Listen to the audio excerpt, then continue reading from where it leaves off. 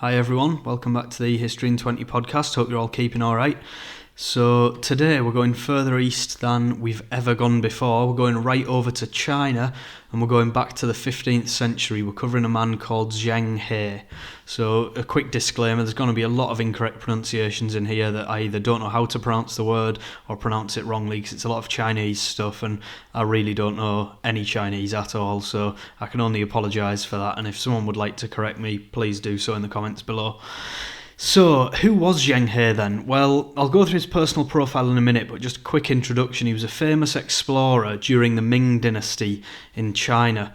He was an admiral, so he sailed on what was called the Treasure Fleet, and we'll get into all this in a little bit, but I just wanted to give you that quick couple of sentences intro there. So, his personal profile. His birth name was actually Ma He, and we'll discuss that in a little bit, why he was called that. He was born in 1371 in Kunming in Yunnan in the Ming Empire, so in southwest China. And he died in either 1433 or 35, he was aged between 60 to 65 years old. His other names, he was known as Ma He, Ma Sanbao or Zheng He. He lived during the era of the Ming Dynasty. The Ming Dynasty ruled China from 1368 to 1644, so he was part of the early Ming Dynasty. And as I mentioned earlier briefly, his occupation was an admiral, an explorer. He was also a diplomat and a palace eunuch as well. That was a key characteristic for him. So we'll go through his early life, which I'm rounded off at about 1371 to 81, so the first 10 years of his life. And as usual with these great historical characters, very little is known about his early life. What we do know is that he was born into a Muslim family and he had an older brother and 4 sisters. And he was also a great-great-great-grandson of a man called Sayyid Ajal Shams al-Din Omar, who was the first governor of Yunnan during the early Mongol-led Yuan dynasty. And then Omar surrendered to Genghis Khan during his tenure as governor from 1274 to 79. So you might remember my other episode on Genghis Khan, which I'll link above. In 1381, so when Zheng was about 10, a Ming army invaded and conquered Yunnan, which at the time was ruled by a guy called Basal Wami, and the invasion of Yunnan was the final phase in the Ming dynasty's expulsion of the Mongol-led Yuan dynasty rule from China. So during the invasion and ensuing battles, Zheng He's father died, although it's unclear if he was fighting for or against the Mongols. And then Zheng was captured by General Fu Yaode of the Ming army when he was asked if he knew the location of the Mongol pretender. And Zheng told him that he jumped into a lake, and as a result he was then captured and taken as a Ming prisoner. So Zheng's rise in the Ming court is the next bit I'm going on to, which is about 1381 to 1405. So sometime between 1381 and 85, when Zheng was about 10 to 14 years old, he was castrated and thus became a eunuch. And he was sent to serve in the household of a guy called Zhu Di, who later became the Yongle Emperor, the third emperor of the Ming dynasty, and he reigned from 1402 to 24. Now, he gained the trust of the prince and he accompanied him on his military campaigns, and as a result of this, Zheng learned much about military tactics and warfare from an early age, serving as a soldier on the northern frontier, and possibly the biggest battle in his early life was during these Mongol campaigns when he accompanied the prince at the Battle of Jinshan on the 2nd of March 1390, which was a huge victory for the Ming dynasty because the Mongol commander Naghachu surrendered. So Zheng He also received a proper education at Beiping, which he would not have had he been placed in the imperial capital, which at the time wasn't Beijing, but it was Nanjing, which is roughly about 150 miles north of Shanghai. Now this was because the emperor in charge, he was the Hongwu emperor, he was the first emperor of the Ming dynasty, he ruled from 1368 to 98, and that was because he didn't trust eunuchs and he thought that it was best that they remain illiterate. So a quick side note, a lot of emperors in this era trusted eunuchs in the palace because they knew they couldn't sexually assault or have relations with the women of the court because obviously they were castrated, so that was impossible. So that's why eunuchs were quite popular in Asia in this time, but even so the Hongwu emperor didn't trust them, and he died on the 24th of June 1398. and all of his eldest sons had predeceased him, and which left Zhu Di as his only surviving son, and thus a rightful claimant to the imperial throne, or the dragon throne as it was called then, which makes it sound really dramatic and pretty cool, I think. However, Zhu Di's nephew and the Hongwu's grandson succeeded the imperial throne as the Jian Wen Emperor. He reigned for 4 years between 1398 to 1402, and he immediately issued a policy called Zhuefan, which literally translates as reducing the feudatories, so that eliminated all other princes by stripping them their titles and armies.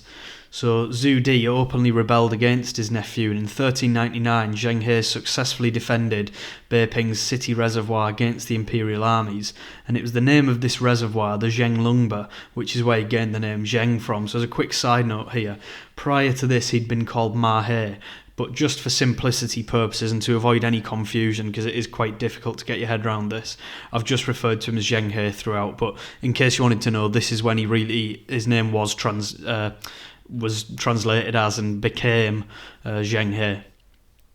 So Zhu Di's forces defeated the imperial army in early 1402, and they marched into Nanjing on the 13th of July. So on the 17th of July, Zhu Di accepted the invitation to become emperor, and he was crowned as the Yongle Emperor, and he promoted Zheng He to Grand Director of the Directorate of Palace Servants, yep, one of those, on 11th of February 1404 in the Chinese New Year, and it was then that Zheng He's name was made official, as I mentioned above. So the next section is probably the most important section of Zheng's life, and these are his voyages with the treasure fleet, on which he undertook 7 voyages between 1405 to 1433. So in 1403, the Yongle Emperor ordered the construction of the treasure fleet, and this was part of the early Ming Dynasty's militaristic expansionism, where they set about making their presence known in the world and establishing trade with other civilizations. So Zheng He was named as Admiral of the treasure fleet and placed in control of these huge ships. So I'll put a picture on the screen now, and that's to gather an idea of the size of these ships that Zheng He sailed on. The ship next to his is one of Vasco da Gama's ships, who was the Portuguese explorer who first went round the Cape of Good Hope in Africa about 70, 80 years after Zheng He was sailing. So I mean, Zheng He's ships there, I'd guess, are about 10 times at least the size of that. So that's an idea of the ships that they were sailing on.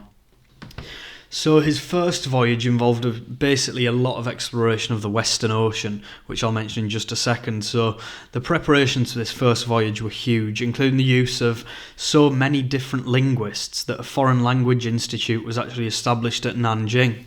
So that's obviously for any civilizations they're going to, they need translators and interpreters.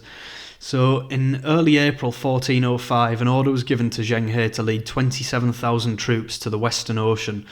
And that was called the Western Ocean because you might see from the map on your screen now, that was the geography of China and the Ming Dynasty in the early 15th century. So they called it the Western Ocean because it was west of where they were. They viewed it as they were the centre of the earth. So, or all under heaven as they called it in the Ming Dynasty. So the Western Ocean is actually the modern day Indian Ocean because it was west of China. So that's why it's referred to as that. So anyway, the night before the voyage, on the 10th of July 1405, the Yongle Emperor held a banquet to the crew, and he presented them with gifts according to their rank. And on the voyage, Zheng He was equipped with imperial letters to give to the kings of the various countries of the Western Ocean, as well as gifts including gold brocade and decorated silks. So the first expedition departed from Suzhou, which is roughly 60 miles west of Shanghai, and consisted of a fleet of 317 ships and almost 28,000 crew members. And the fleet was organised into squadrons when they briefly stopped at Luijiang.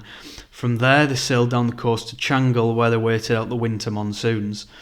So you'll be able to see on this map here, you'll be able to see the years of which the discoveries and explorations went, the routes that they went on these voyages. So the treasure fleet followed a southern route initially. It stopped at Champa, which is in modern day Vietnam, before sailing further south to territories which are now part of modern day Malaysia and Indonesia. That includes Java, Malacca, Aru, Samudera and Lambri. And Zheng He's ships then turned westward and onto Ceylon, which is modern-day Sri Lanka, and then Kollam and Calicut in India. And one of the ships split off at this point and went on to the Andaman and Nicobar Islands. So the fleet turned back at Cape Comorin, which is the most southerly tip of the Indian subcontinent, and they began their return journey back to China. However, the treasure fleet was drawn into battle at the Battle of Palembang, which is the capital of South Sumatra and Indonesia, against a Chinese pirate called Zheng He and his pirate fleet. So Chen was a pirate leader who'd taken Palembang and thus dominated the sea routes of the Malacca Strait. So Zheng He's forces defeated Zheng He's and took him as his prisoner. So when they arrived back in Nanjing on the 2nd of October 1407, he and his lieutenants were executed, and following this, the Ming court appointed a guy called Shi Jingqing as the pacification ambassador, establishing an ally at Palembang and securing safe trade and travel routes of the Malaccan Strait. So the foreign envoys who'd accompanied the treasure fleet back to Nanjing visited the Ming courts with gifts from their countries and to pay homage to the Yongle Emperor. So the second voyage, they head a bit further into Southeast Asia, so the Yongle Emperor wasted no time in issuing the imperial edict, and it was issued in October 1407. And on the 30th of October, a Grand Director was dispatched with a squadron to Champa before Zheng He followed with the main fleet.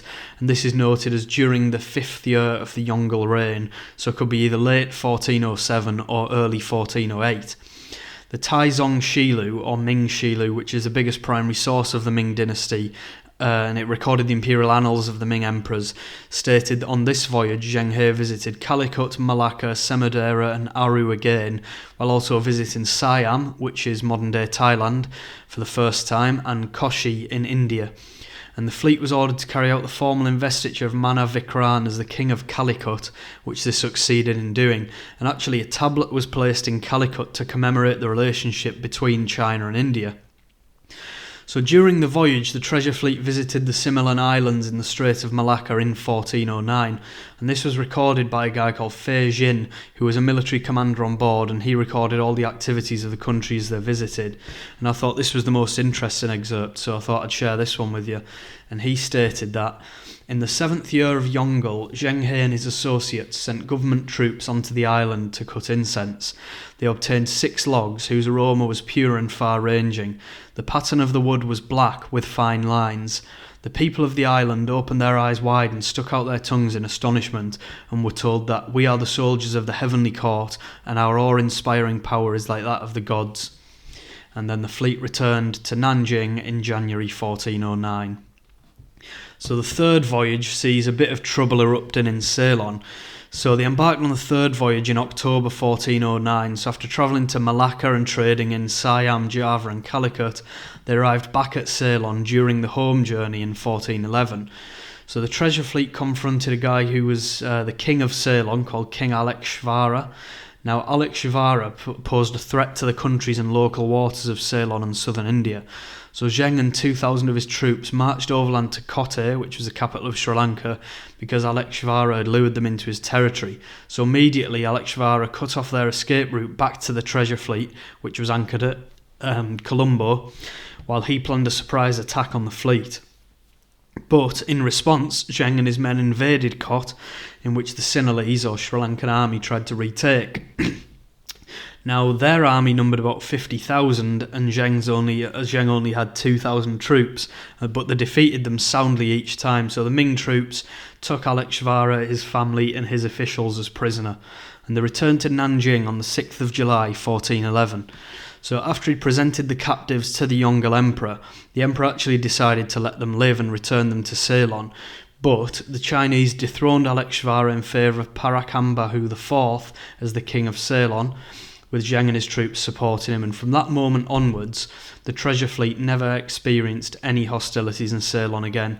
So as well as all this trading and bringing goods back and making partnerships with all these other countries and civilizations, they're actually stopping a lot of civil conflict and wars during the treasure fleet, which is an interesting point to note. So the fourth voyage is when they go further west than they've ever been before. So the treasure fleet set sail in autumn 1413. and it visited its usual destinations in Siam, Indonesia, Malaysia and Vietnam, but this time they went further west and they reached Hormuz or Ormus in the Arabian Peninsula, which is located on the Persian Gulf, stretching as far west as Bahrain at its zenith. So if you see the map on the screen now, the difference in geography between Bahrain and Nanjing is huge. So you can imagine in the 15th century getting there is incredible. But that's not as far as they'd get. So the fleet was also recorded as reaching the Maldives in the Indian or Western Ocean. And at Java, the treasure fleet delivered gifts from the Yongle Emperor, and in return the Chinese received Western horses from the Javanese in 1415 when a Javan envoy reached Nanjing. So the fleet returned back to Nanjing on the 12th of August 1415. However, the Yongle Emperor had been absent since the 16th of March, fighting on his second Mongol campaign. So he returned to Nanjing on the 14th of November 1416, and on the 19th of December the 18 ambassadors were received at the Ming court. On the 28th of December the ambassadors received robes and were given their leave to return home, which was the task that Zheng He was given, and the imperial edict was issued the same day for the 5th voyage of the treasure fleet. And this is where they go around to Africa and Arabia. So they left sometime around autumn 1417, they returned the 18 ambassadors and they sailed on to Aden, which is the capital of Yemen, Mogadishu, which is the capital of Somalia, Brava in southwest Somalia and Malindi in Kenya, which is incredible how far they got. So the fleet reached the Aden coast in January 1419 and didn't leave until March of the same year, as the Rassalids, who controlled Taiz in Yemen, submitted to the Ming and sent them tribute missions in return for protection against the Mamluk Sultanate of Egypt. So the treasure fleet returned to China on the 8th of August 1419, and although the Yongle Emperor was in Beijing at the time, he received the ambassadors at the Ming court in September. So perhaps the most interesting part of the 5th voyage was the goods which were brought back, which were received with huge sensation at the Ming court. So because the voyage had travelled down Africa's eastern coast as well as Arabia, there was a lot of African and some Arabian wildlife had been brought back to the Yongle Emperor as gifts. So included as part of these gifts were camels, leopards, lions, rhinoceros, antelopes and even a giraffe, which is, just logistically I can't get my head around how you'd transport a giraffe in the 15th century on a ship, but they did it, so incredible achievement. But anyway, the 6th voyage was when they began to suspend the treasure fleet. So an imperial edict was issued on the 3rd of March 1421 to return the envoys back to their homes, and they were to return with gifts of paper money, which was a relatively new concept to the Western world anyway, coin money, ceremonial robes and linings. However, on the 14th of May, the Yongle Emperor ordered the temporary suspension of the voyages, and at the expense of the treasure fleet, funds were diverted instead to the Mongol campaigns in the north. So as a result, the fleet remained at Nanjing between 1422 and 30 really, as a general rule, to serve in the city's garrisons. Nevertheless, Zheng He had been given leave to return the envoys and did so in November 1421, returning in September 1422. So in 1424, Zheng He departed on a diplomatic mission to Palembang.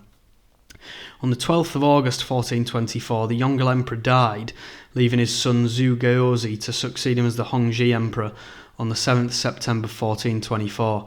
Upon hearing the news of the death of the Yongle Emperor, Zheng He returned to Nanjing. Unfortunately, the Hongzhi Emperor was hostile to the idea of further voyages of the treasure fleet, and on the same day that he succeeded his father as emperor, he permanently suspended further voyages of the treasure fleet, so Zheng was instead made defender of Nanjing.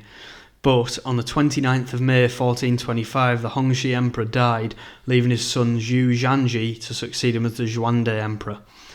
So the 7th and final voyage was on the 25th of March 1428.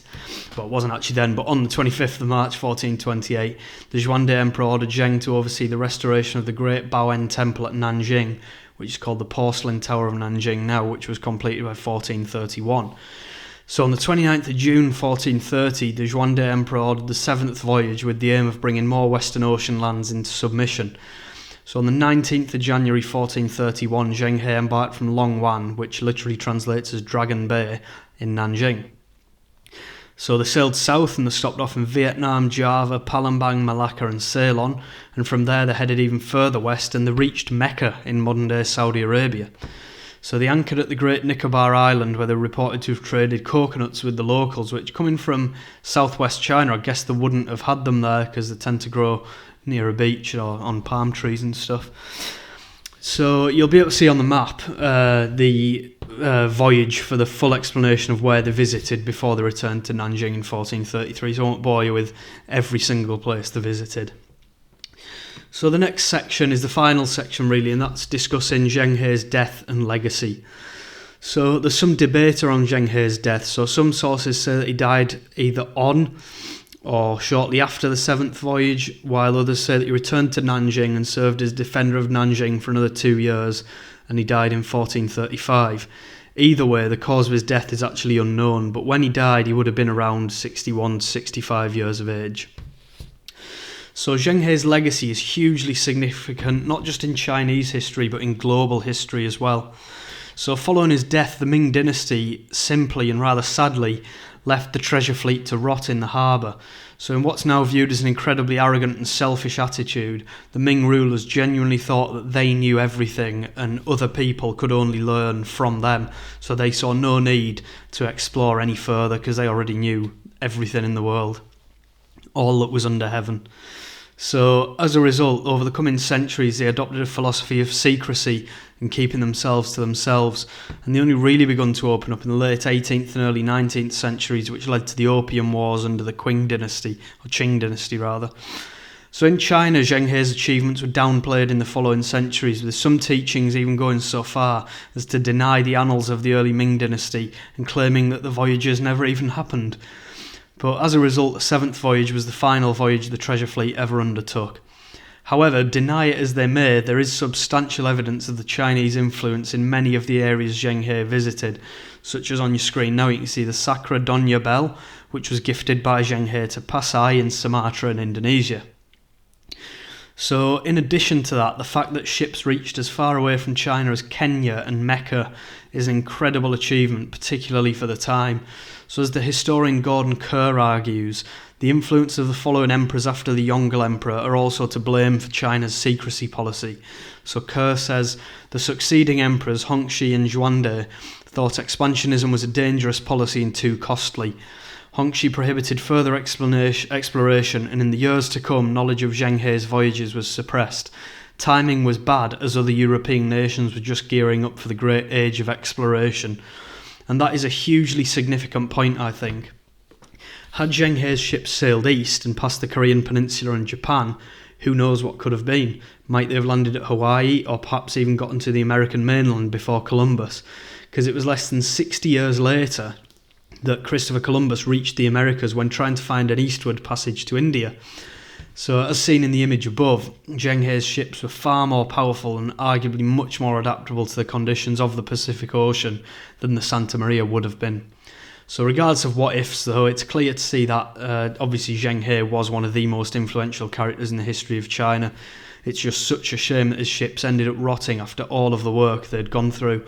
But had this not been the case, who knows what the world could have held for China. So I hope you enjoyed this one. Bit different, bit further east than before.